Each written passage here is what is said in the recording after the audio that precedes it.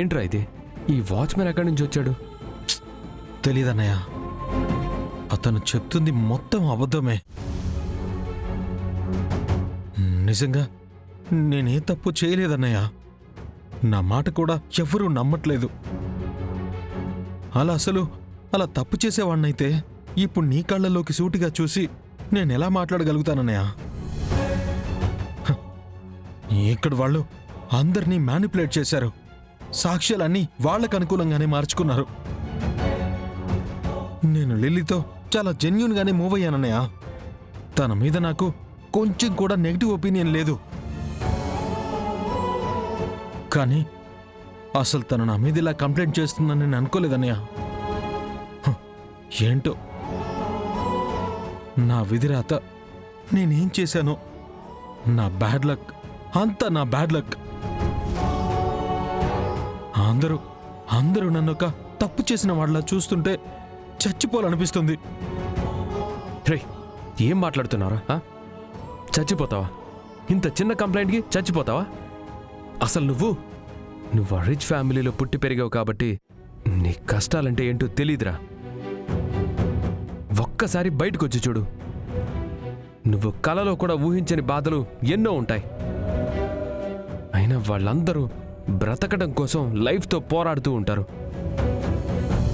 In fact ఈ ప్రపంచంలో అసలు ప్రాబ్లం లేని మనిషే లేడురా. నాకు, నీకు, వాడికి అందరికీ ఏదో ఒక ప్రాబ్లం ఉంటుందిరా. నువ్వు ఏ తప్పు చేయలేదని నాకు తెలుసు. కానీ తప్పు చేయలేదని ప్రూవ్ అయ్యి నువ్వు బయటికి రావటం ఒక్కటే మిగిలింది. మీ అన్నయ్య ఉన్నాడ్రా, నేను చూసుకుంటాను. నిజం కోసం పోరాడితే గెలుపు ఆలస్యం అవ్వచ్చేమో కానీ అసాధ్యం కాదురా. ఎందుకన్నయ్యా? అందరూ డబ్బుకి ఎందుకిలా అమ్ముడుపోతారు? ఎవరికి మనసాక్షి అనేది ఉండదా? అసలు డబ్బంటే ఏమైనా చేసేస్తారా? దానివల్లే కదా ఎదుటి వాళ్ళు ఎంత బాధపడతారో, అది వాళ్ళ జీవితాల మీద ఎంత ఎఫెక్ట్ చూపిస్తుందో కొంచెం కూడా ఆలోచించరా? రే, డబ్బుతో అన్నీ కొనొచ్చు, కానీ ఎప్పుడు చివరికి గెలిచేది ధర్మం మాత్రమేరా. అబద్ధం ఎంత బలంగా అడ్డుపడినా నిజం నిప్పు లాంటిది.